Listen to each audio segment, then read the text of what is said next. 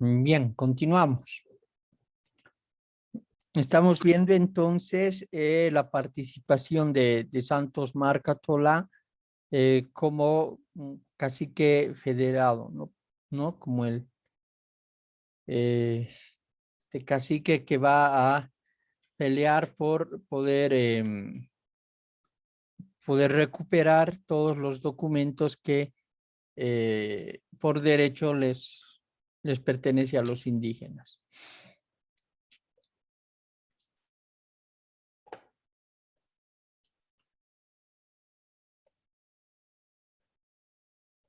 Bien, entonces ahí aparecen la figura de estos dos caciques, ¿no? Santos Márcatola y Martín Vázquez. Habíamos dicho algunas cosas más, como por ejemplo que en 1917 será apresado bajo los cargos de sublevación indígena, ¿no? De motivar a los indígenas a que estos se puedan sublevar.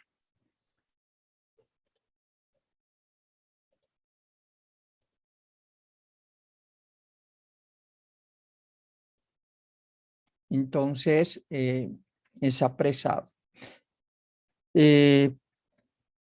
Después de no poder probar nada respecto de los cargos que se le habían dado, pues entonces será liberado, ¿ya? Es liberado. Y luego liberado pondremos, porque va a volver a ser apresado luego al año siguiente. En 1918 es apresado nuevamente. Y esta vez ya están más cansados con la insistencia de Santos Márcatola en cuanto a que se reconozcan los derechos de los indígenas. Es así que lo van a llevar a Yungas, donde van a querer dar fin con él. Lo trasladan a Yungas, donde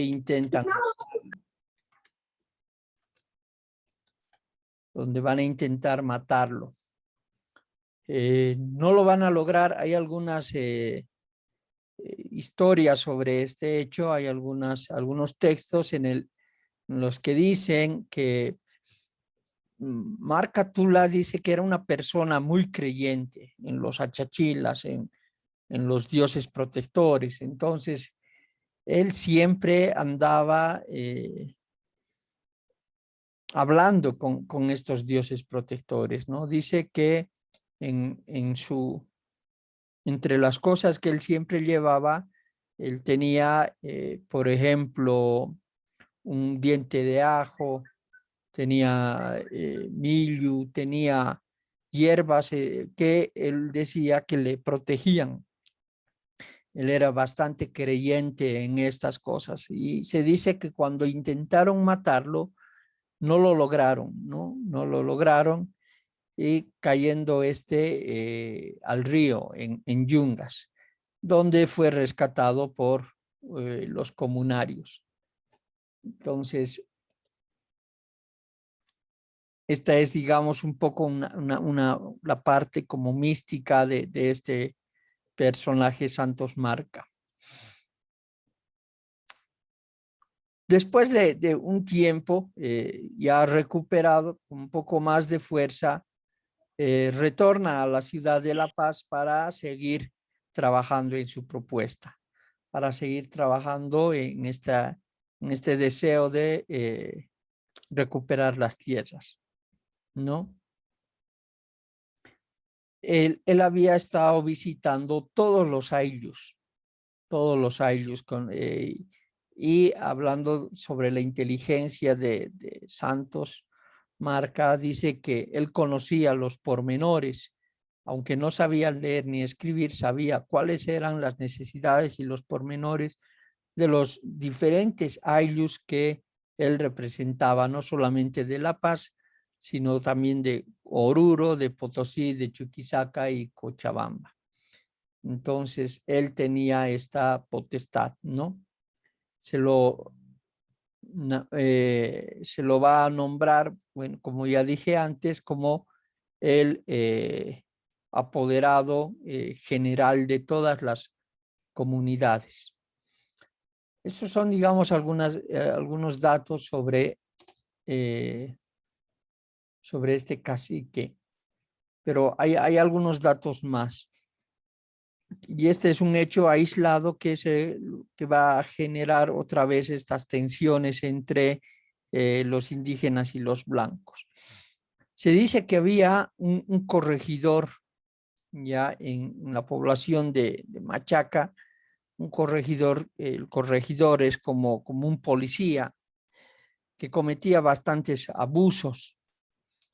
Y este corregidor, al haber asesinado prácticamente a un niño, fue tomado por la turbe de los indígenas del lugar de Jesús de Machaca y lo mataron a este corregidor. Eso va a generar que los militares pues manden un fuerte militar para este sector, donde se va a dar en el año 1921 esta masacre, ¿no? En 1921 se va a dar la masacre de Jesús de Machaca.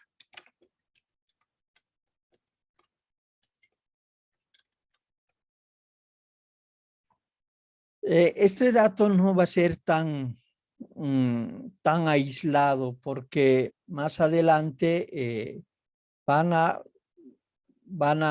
no a culpar directamente a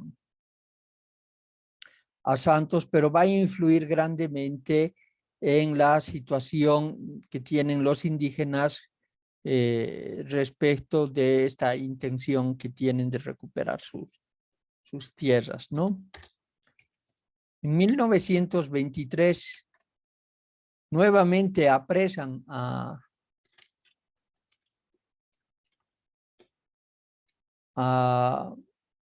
Santos,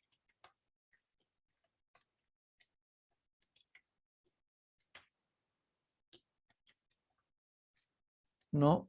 Nuevamente va a caer preso, y ahora dentro de los cargos se le va a ya especificar que él sí está haciendo organizando estas revueltas, ¿no? Influenciando en las comunidades para que hayan estos levantamientos. En el año 1924, no solamente a él, sino a varios habían apresado, y un año después se va a hacer las gestiones necesarias para que puedan liberar a todos los malcos de que habían sido presos durante este tiempo, ¿no? Se gestiona la libertad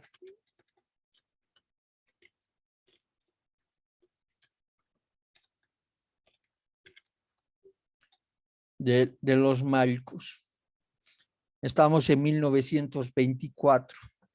El trabajo de Santos Marca sigue siendo el mismo, sigue ya aunque enfermo, va a seguir peleando por esta reivindicación de los derechos, y va a empezar a buscar otros contactos para que puedan ayudarle. Pero aquí va a suceder un hecho que ya hemos visto hace una semana atrás. En 1932,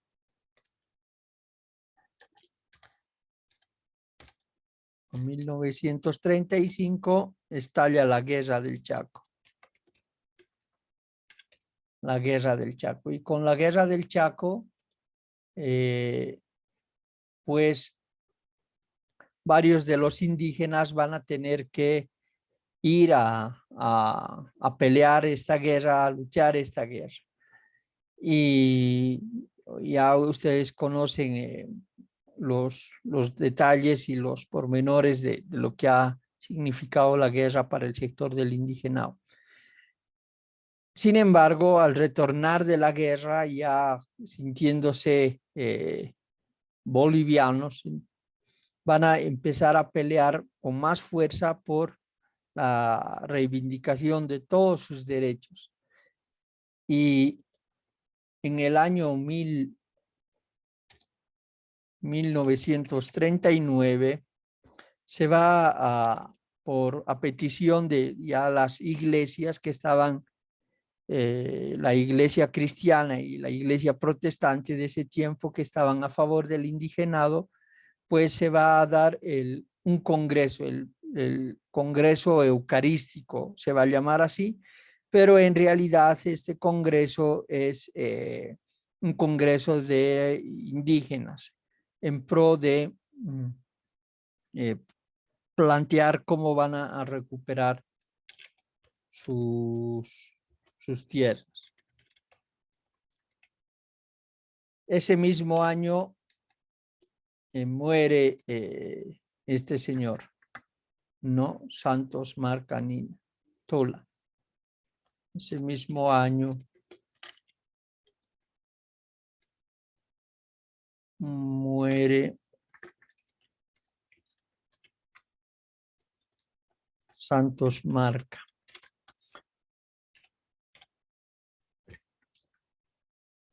Lo que muestra esta etapa de la historia es que los indígenas no solamente se estaban levantando con actos violentos, sino también buscando legalidad para que puedan ellos ser reconocidos dentro de esta sociedad que ya de por sí era injusta con ellos, ¿no? Entonces, hay esta etapa que es bastante interesante, que junto o paralelo a esta etapa se está dando también la gran producción en las minas en Bolivia por Patiño, Hochschild y Aramayo, ¿no? Entonces son etapas o lazos que se trenzan tejiendo esta historia de Bolivia, esta novela boliviana. Bueno, ¿cómo estos datos van a cambiar o van a mostrar lo que va a ser más adelante conocido como la Revolución del 52? Cómo esta historia que se está tejiendo con injusticia, desigualdad, con violencia, con abuso, va a gestar lo que va a ser sin duda uno de los acontecimientos históricos más importantes del siglo pasado para Bolivia, la Revolución del 52. Cuando hablo de revolución, no estoy hablando de la promulgación de una ley, sino de una verdadera revolución. Ha habido un momento histórico en el que los indígenas y mucha gente de la clase media se ha sumado para poder transformar este país que necesitaba tener una figura diferente dentro del gobierno, que no sea y que tenga más bien mayor representatividad dentro del gobierno. Entonces van a haber algunos elementos que van a generar y van a propiciar esta revolución, y definitivamente esta revolución va a ser la respuesta para toda esta lucha, ¿no? Toda esta lucha, desde Zárate Vilca hasta no solamente Santos Marca, ¿no? Que fue uno de los que ha luchado, también la esposa de Santos Marca, la señora Manuela Marca de Tola, va a ser una de las que va a luchar fuertemente en esta etapa para buscar este favor, más que favor, este derecho de los indígenas. Este dato es también bastante interesante, ¿no? No sé si han escuchado el Chachahuarmi, del Chachahuarmi. ¿Alguien sabe qué es el Chachahuarmi?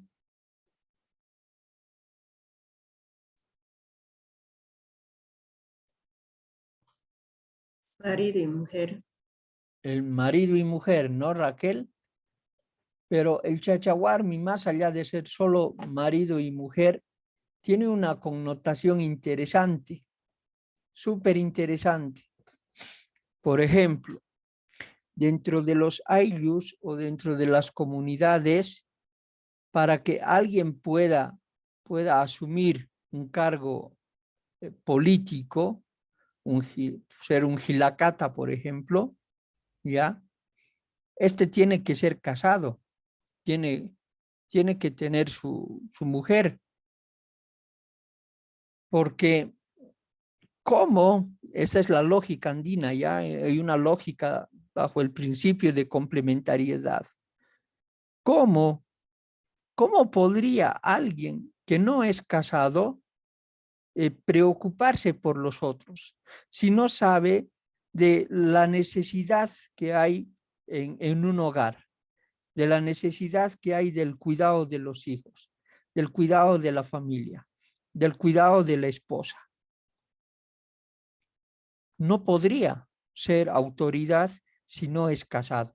Esta es la lógica del Chachahuarmi, esta lógica de la complementariedad en el que es necesaria la figura de la mujer dentro de esta lucha. Si ustedes se han dado cuenta, chicos, chicas, en todas estas revueltas, la mujer no está excluida. No está excluida, está ahí peleando también. Y en el caso de la señora Manuela Marca, ha estado acompañando a su esposo. Hay un dato bien curioso sobre esta mujer que dice incluso dio a luz a uno de sus hijos de camino de su ayllu a La Paz al ir a visitar a la cárcel a su marido, ¿no? Y dice que en todas las comunidades la conocían porque donde iba su esposo, ella igual iba, acompañándolo, eh, llevando documentación, llevando papeles, llevando una que otra cosa. Entonces, el rol de la mujer ha estado siempre ahí, también al lado en este caso, este personaje, ¿no? Digo que es bastante curioso este dato porque en la actualidad sigue siendo una parte de la vivencia de las comunidades.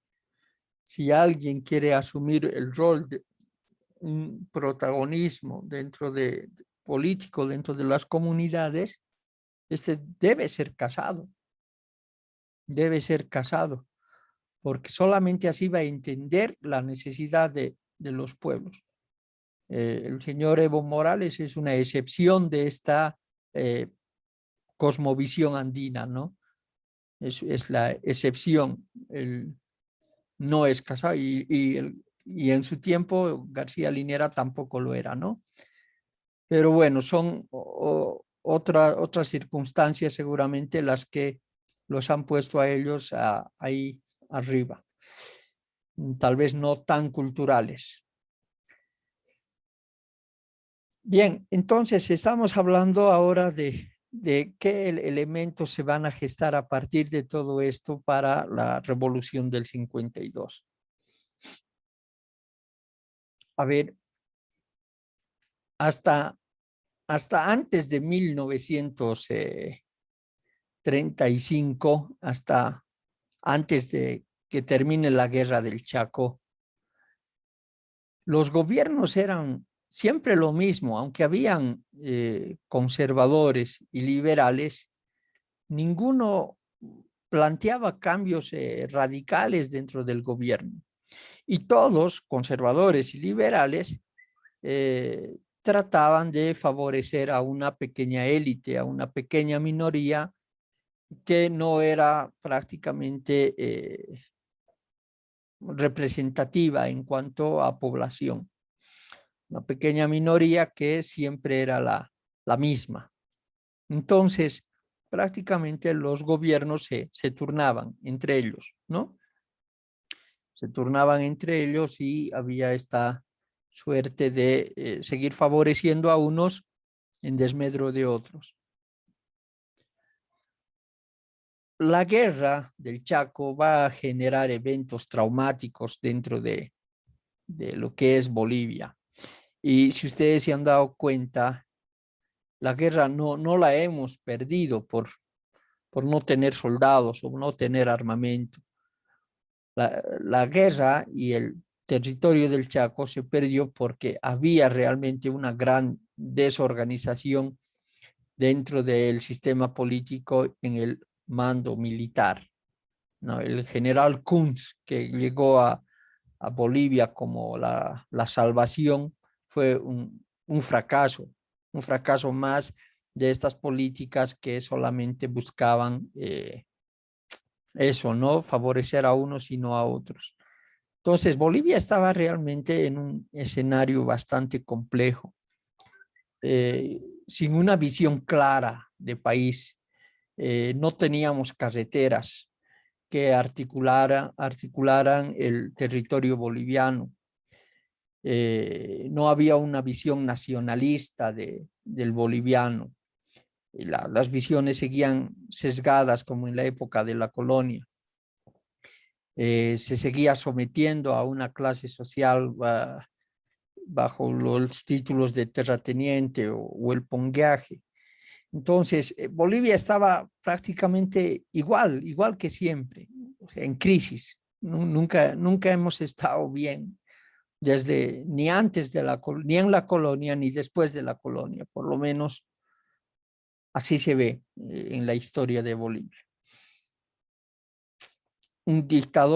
Entraba un dictador a la presidencia y salía por otro dictador. Entonces, bastante complicado el panorama político. En eso van a nacer nuevas visiones políticas, ya a partir del 35, después de la guerra, van a nacer nuevas visiones políticas, y entre ellos aparece un grupo que se va a denominar los demócratas, junto con los liberales y los conservadores. Y además van a empezar a aparecer nuevos documentos que van a permitir una visión diferente a lo que luego se conoce como la Revolución del 52. En el año, bueno, después del 35, en el 38, si mal no estoy, aparece un señor, José Cuadros Quiroga, que va a escribir una obra bastante interesante para entender toda esta cuestión de el por qué Bolivia está tan mal, por qué Bolivia está como está. Su obra se va a llamar 40 años de vida perdularia, en los que muestra justamente estos desenlaces o estos hechos que han llevado a esta guerra y a estos fracasos en la política boliviana.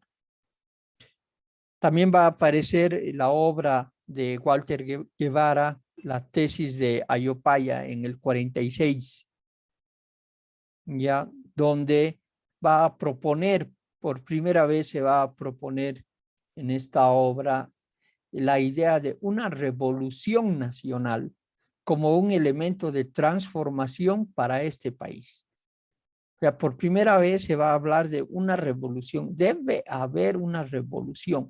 Recuerden ustedes que a nivel ideológico en el mundo, la influencia de Carlos Marx es evidente, del marxismo. Y una de las tesis del marxismo será justamente la revolución. ¿no? Cuando Marx y Engels escriben el manifiesto comunista, el llamado de este manifiesto es el llamado a una revolución. Si queremos transformar esta realidad, entonces debemos armar una revolución.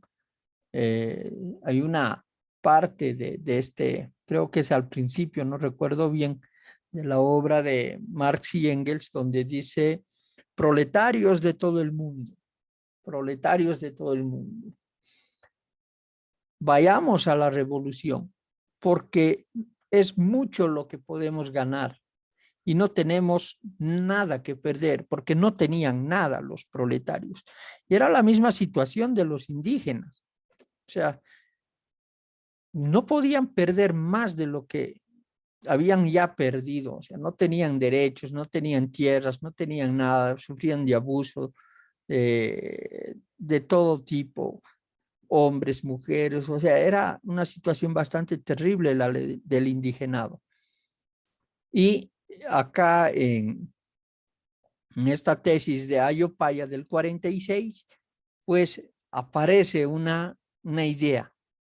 Hagamos una revolución, pero una revolución de verdad, una revolución nacional, ¿no? Una revolución en todo el país. Entonces tenemos esta tesis de Ayopaya de Walter Guevara. Luego tenemos otro texto más, el texto de Guillermo Lora, la tesis de Pulacayo, también del 46.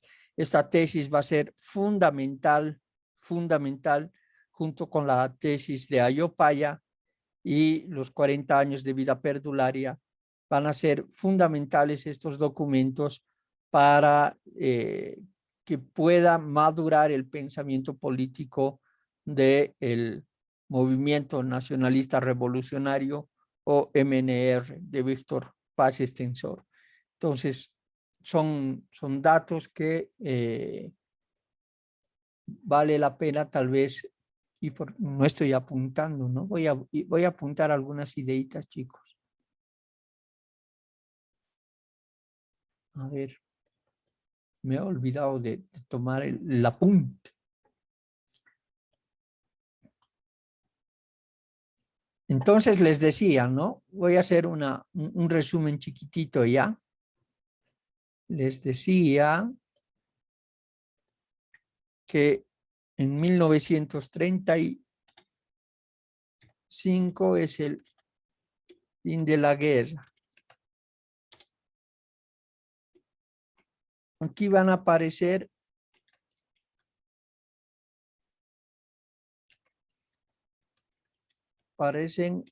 nuevos partidos políticos. Nuevos partidos políticos.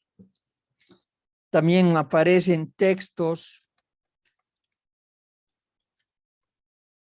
fundamentales para la revolución del 52. Entre esos textos tenemos, les había indicado, de José Cuadros Quiroga,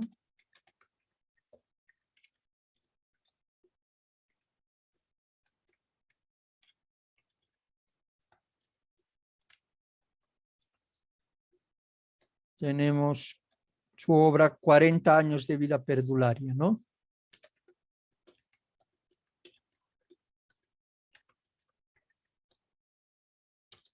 Tenemos también de Walter Guevara,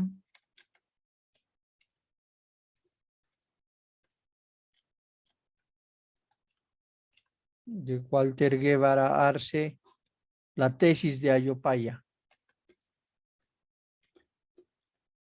Pondremos aquí entre comillas.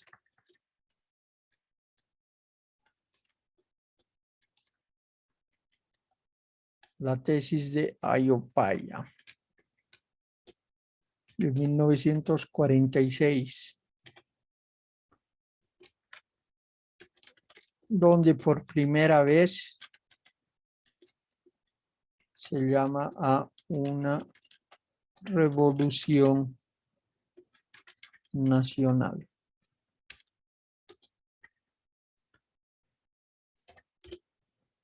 También tenemos de Guillermo Lora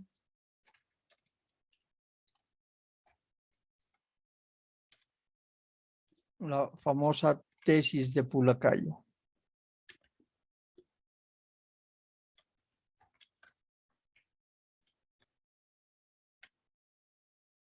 La tesis de Pulacayo.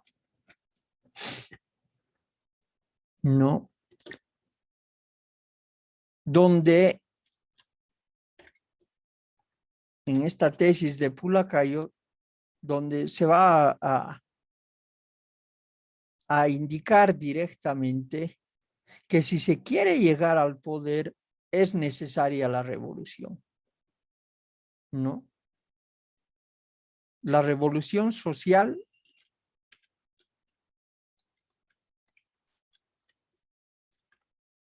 es el mecanismo para llegar al poder.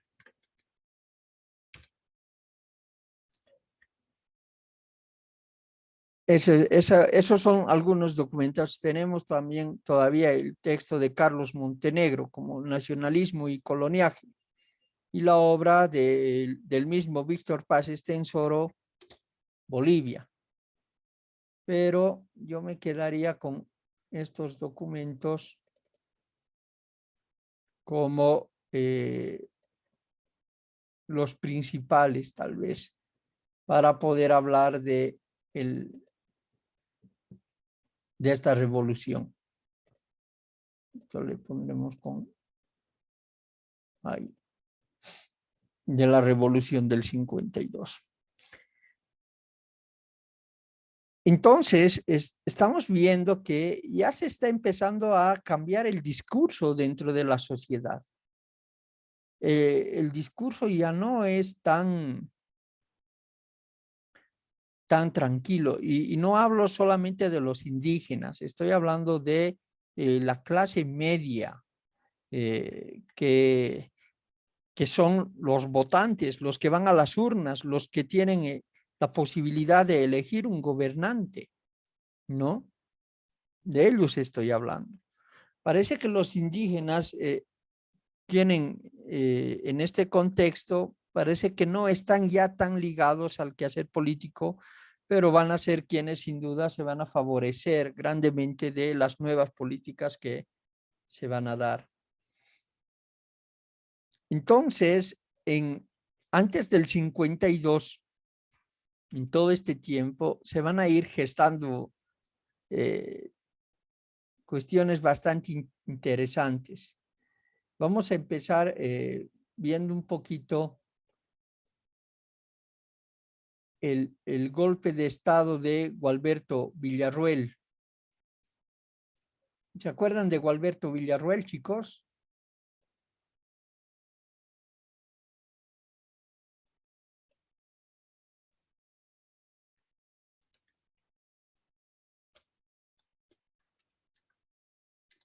Gualberto Villarroel era un general que había ido a la guerra del Chaco. Fue y peleó, y además, esto es lo más sorprendente de Gualberto Villarroel. Es sumamente interesante la vida de este señor. Era un general, ya para empezar, era un general. Y ningún general iba a la guerra, a no ser que sea un estratega o alguien que tenía que hacer planificación. No, no iban a la guerra, ellos miraban de palco la guerra. Pero en el caso de Gualberto Villarroel, cuando llega al poder en 1943, él llegaba al poder tras una historia bastante interesante. Él, siendo general del ejército, decide renunciar a su cargo, dejar todos los honores que él tenía e ir como un soldado más a la guerra. Y ahí él estuvo en contacto con todos los soldados, ¿no? Con los indígenas, con los de la clase media, con todos los que estuvieron ahí. Y estuvo ahí al frente de la guerra, ¿no? Y él vio la situación de cerca, de cómo era el indígena. Bueno, cuando terminó la guerra, unos años después, Gualberto Villarroel va a hacer un golpe de estado a Enrique Peñaranda, ¿ya? Esto, además, este golpe de estado va a estar apoyado en cierta medida por un nuevo partido político que está apareciendo, que es el MNR, y además por una organización de militares que tenían una visión diferente del mundo, no, perdón, de Bolivia, con una cara diferente. Eran militares que estaban vinculados un poquito como una pequeña logia militar, que se van a denominar ellos a sí mismos como Radepa. Entonces ahí tenemos esta idea, este dato, ¿no?, de Gualberto Villarroel. Su gobierno va a ser nacionalista, un gobierno que no va a ver solamente intereses de un sector, sino él lo que va a querer es plantear cambios políticos y estrategios para todo el país. Hay una frase famosa de Gualberto Villarroel, que es algo así, a ver si la recuerdo bien. Soy amigo de los ricos, pero más amigo soy de los pobres. Algo así. Y con esta frase, él lo que quería decir es que deberíamos plantear nuevas políticas en el desarrollo del país en favor de los menos favorecidos. Y hay gente, decía así, y hay gente que tiene muchos beneficios y que aporta muy poco al Estado. Recuerden ustedes que